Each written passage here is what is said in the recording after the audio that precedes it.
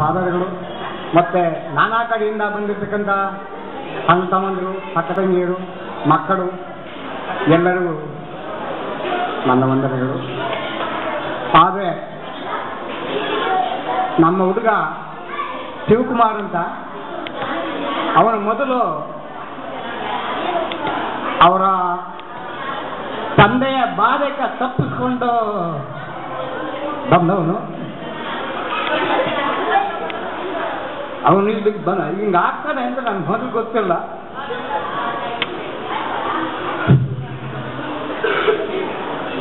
ಅವನನ್ನ ಚಿಕ್ಕಂದಿನಿಂದ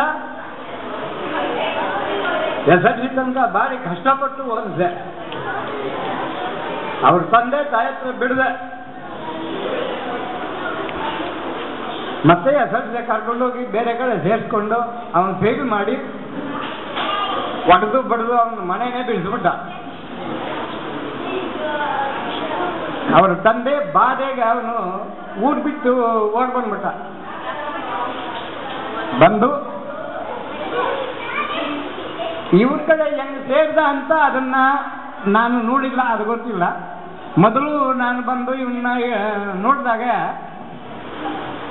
ಯುವ ಬಾಸ್ಕೋ ಕೇಂದ್ರನೋ ಏನೋ ಅಲ್ಲಿ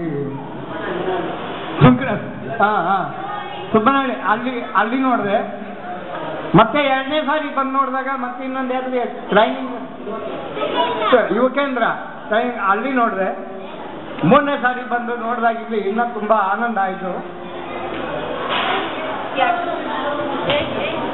ನನ್ನ ಮೊಮ್ಮಗ ಇಷ್ಟು ಮಾತ್ರ ಓದ್ತಾನೆ, ಇಷ್ಟು ಬುದ್ಧಿವಂತನಾಗ್ತಾನೆ, ಇಷ್ಟು ಚೆನ್ನಾಗಿ ಆನಂದವಾಗಿರ್ತಾನೆ ಅಂತಕ್ಕಂಥ ನಾನು ಮನಸ್ಸು ಕಂಡಿಲ್ಲ. ಈಗ ನಾನು ಬಂದು ನೋಡಿದ ತಕ್ಷಣ ಬಹಳ ಸಂತೋಷ ಆಗ್ತದೆ. ಈ ಬುದ್ಧಿ ಮಕ್ಕಳಿಗೆ ವಿದ್ಯೆ ಇಷ್ಟೊಂದು ಆನಂದ, ಇದನ್ನ ದುಡ್ಡು ಕೊಟ್ಕೊಳ್ಳಕ್ಕಾಗಲ್ಲ, ಬೀಜ ಇಟ್ಟು ಬೆಳೆಯಕ್ಕಾಗಲ್ಲ, ಬೆಳೆ ಅಲ್ಲ ಇದು, ಅಂಗಡಿಯಲ್ಲಿ ಕೊಳ್ಳೋರಲ್ಲ. ತಮ್ಮ ಮನಸ್ಸಿನಿಂದ ಒಳ್ಳೆ ಭಾವನೆಗಳಿಂದ ಆ ಮಕ್ಕಳಿಗೆ ಒಳ್ಳೆ ಗುಣ ಕೊಟ್ಟು ಬೆಳೆಸಿದ್ರೆ ಅದರ ಜೊತೆಯಲ್ಲಿ ವಿದ್ಯಾ ಜೊತೆಯಲ್ಲಿ ಗುಣಗಳು ಬರಬೇಕು. ಬರೀ ವಿದ್ಯೆ ಬಂದು ಕೆಟ್ಟ ಗುಣಗಳಿದ್ರೆ ಅವರು ದೇಶದ ಮೇಲೆ ಅವರು ಉದ್ಧಾರ ಆಗಕ್ಕಾಗಲ್ಲ. ಜಾಸ್ತಿ ಓದ್ಬಿಟ್ಟು ಇಂಜಿನಿಯರ್ ಆಗ್ಬಿಟ್ರೆ 1 ವರ್ಷಕ್ಕೆ 9,000 ಜನ ನಾನು ಮಾಡ್ಬಿಡ್ತಾನೆ. ಒಳ್ಳೆ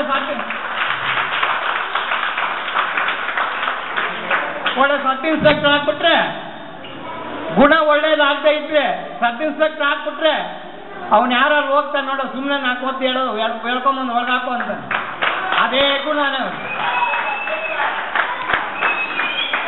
ಮತ್ತೆ ಒಳ್ಳೆ ಗುಣ ಇದ್ದು ವಿದ್ಯೆ ಇಲ್ಲ ಅಂದ್ರೆ ಅವನು ತಿನ್ನೋ ಅನ್ನಕ್ಕೇನೆ ಬರ ಆಗ್ತದೆ.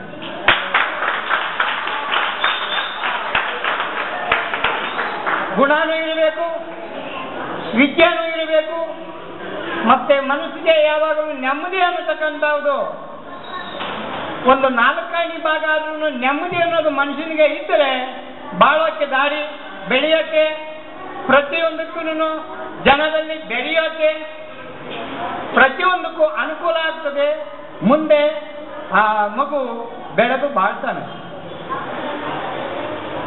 ನಾನು ಇಲ್ಲಿ 4 ಮಾತು ಹೇಳಕ್ಕೆ ನನಗೆ ಆಸ್ಪದ ಕೊಟ್ಟಂತ ತಮ್ಮೆಲ್ಲರಿಗೂ ವಂದಿಸಿ ನನ್ನ ಈ 2 ಮಾತುಗಳನ್ನು ಮುಗಿಸ್ತಾ ಇದ್ದೀನಿ.